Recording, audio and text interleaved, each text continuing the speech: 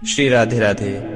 आज हम श्री हनुमान प्रसाद पोद्दार जी महाराज, जिन्हें प्रेम से भाई जी भी कहा जाता था, उनके जीवन और चरित्र की एक अनूठी यात्रा शुरू करने जा रहे हैं। देवर्षि नारद जी के नारद भक्ति सूत्र में एक बहुत ही सुंदर सूत्र है, तद्दर्शनष्टावने वैद भावा, जिसका अर्थ है कि भगवान और उनके भक्त के बीच का भेद समाप्त हो जाता है। भक्त भगवान की भक्ति में इतना लीन हो जाता है कि वह भगवान जैसा ही हो जाता है। उसका मन बुद्धि सब प्रभु में लीन रहते हैं। केवल शरीर बाहर से दिखाई देता है, परंतु भीतर से वह प्रभु के रंग में रंग जाता है। आइए हम समझें कि भक्ति का वास्तविक अर्थ क्या है। सच्ची भक्ति में मन, वचन और कर्म तीनों का समर्पण होता है। जब हम अपने विचारों, शब्दों और कार्यों को प्रभु के लिए समर्पित करते हैं, तभी भक्ति पूर्ण होती है। शास्त्रों में कहा गया है कि भगवान केवल भाव के भूखे हैं। यदि हमारी भावना शुद्ध है तो भगवान स्वयं हमारे समीप आ जाते हैं। भक्ति का मार्ग सरल है, लेकिन इसके लिए निष्काम प्रेम और विश्वास आवश्यक है। भाई जी का जीवन भी कुछ ऐसा ही था।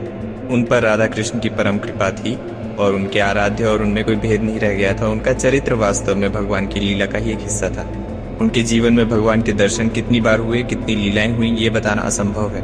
कहा जाता है कि नारद जी, सुखदेव जी कलयुग में आकर उन्हें दर्शन देते थे, मार्गदर्शन और आशीर्वाद देते थे। नारसिंह जी ने अपने जीवन में गीता प्रेस और कल्याण पत्रिका के माध्यम से धर्म प्रसार का जो अद्भुत कार्य किया, वह अद्वितीय है। उन्होंने घर घर में रामचरितमानस को 50 पैसे में उपलब्ध कराया, जो उस समय एक क्रांतिकारी कदम था। भाई जी के जीवन में सेवा और त्याग का विशेष स्थान था।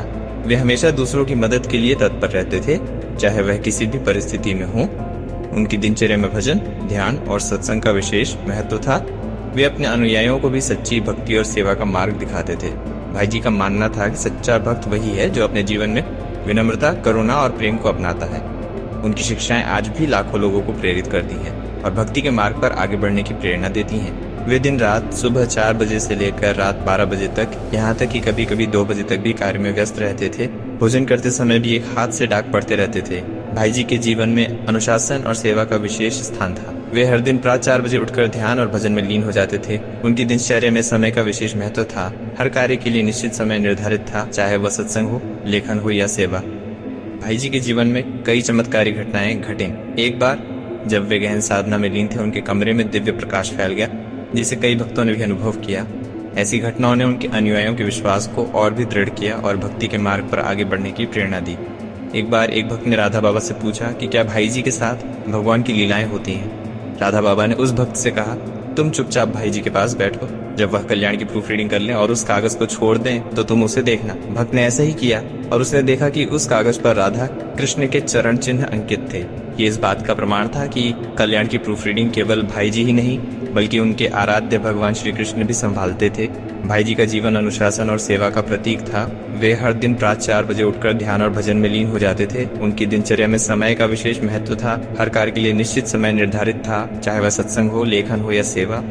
अब हम उनके वंश और बचपन की बात करते हैं। भाई जी का जन्म राजस्थान के बीकानेर जिले वर्तमान चूरू के रत्नगढ़ नगर में हुआ था। उनके पिता श्री भीमराव पोद्दार जी एक महान भक्त थे, जिन्होंने सनातन धर्म की रक्षा के लिए कलकत्ता में सनातन धर्म पुष्टिकरण सभा की स्थापना की थी। भाई जी की दादी को एक सिद्ध संत ने आशीर्वाद दिया था कि उनके घर में एक ऐसे पुत्र का जन्म होगा जो महान विद्वान और भगवान का परम भक्त होगा, जिसके मस्तक पर श्री का चिन्ह होगा और साधारण बच्चों की तरह जन्म के समय नहीं रोएगा। 17 सितंबर 1892 को हनुमान जी के दिन भाई जी का जन्म हुआ। उनकी माता का नाम रिखीबाई था।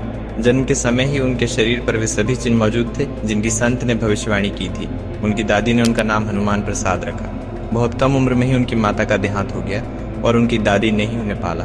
भाई जी के परिवार में धार्मिक परंपराओं का विशेष स्थान था। उनके घर में प्रतिदिन पूजा, भजन और सत्संग का आयोजन होता था, जिससे बचपन से ही उनमें आध्यात्मिकता की गहरी जड़ें पड़ी। उनकी दादी और पिता उन्हें धार्मिक कथाएं और संतों की जीवनियां सुनाया करते थे, जिससे उनके मन में भक्ति और सेवा का भाव जागृत हुआ। बहुत कम उम्र में ही भाई जी में भक्ति, करुणा और सेवा के लक्षण स्पष्ट दिखने लगे थे। वे अपने साथियों की मदद करते और मंदिर में समय बिताते थे।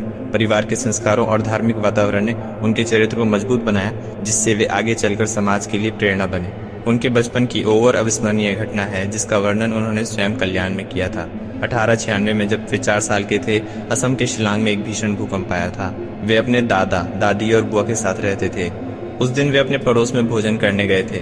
जब भूकंप आया, वे रसोई से निकलकर ढलान में आ रहे थे। तभी चारों ओर पत्थर बरसने लगे और पूरा भवन ध्वस्त हो गया। वे पत्थरों के एक ढेर के नीचे दब गए, जहाँ एक बड़ी लकड़ी के तख्ते ने उन्हें बचा लिया। उन्हें ऐसा लगा मानो वे किसी काली गुफा में आ गए हों। चारों ओर अंधेरा था, पर वे जीवित थे। जब भूकंप रुका, उनके दादाजी उन्हें ढूंढने लगे। वे जोर जोर से मन्नू मन्नू कहकर पुकारने लगे, जो बचपन में उनका नाम था। हनुमान प्रसाद जी ने पत्थरों के ढेर के नीचे से उत्तर दिया, हाँ दादाजी, मैं यहाँ हूँ। दादाजी ने पत्थरों को हटाकर उन्हें बाहर निकाला और गले से लगा लिया। उसी भूकंप में उनकी बुआ के दोनों बच्चों की मृत्यु हो गई थी। भूकंप की इस घटना ने भाई जी के मन में सेवा और करुणा की भावना को और भी प्रबल कर दिया। वे हमेशा दूसरों की मदद के लिए तत्पर रहते थे, चाहे वह किसी भी आपदा या कठिनाई का समय हो। बचपन की इस कठिन परीक्षा ने उन्हें जीवन में कभी हार ना मानने की प्रेरणा दी।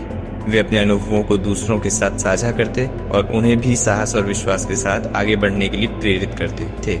भाई जी का मानना था कि हर कठिनाई में भगवान की कोई न कोई लीला छिपी होती है और हमें हर परिस्थिति में सकारात्मक रहना चाहिए। उनकी ये सोच आज भी हमें सिखाती है कि विपरीत परिस्थितियों में भी धैर्य, विश्वास और सेवा का मार्ग अपनाना चाहिए।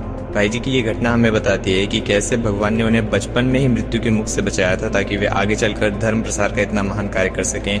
ये तो भाई जी के जीवन की केवल एक छोटी सी झलक थी। आगे की कड़ियों में हम उनके और भी कई अद्भुत चरित्रों के बारे में जानेंगे। अगर आपको वीडियो पसंद आए तो लाइक, शेयर, सब्सक्राइब करना ना भूले। मिलते हैं नेक्स्ट वीडियो में, तब तक के लिए राधे राधे।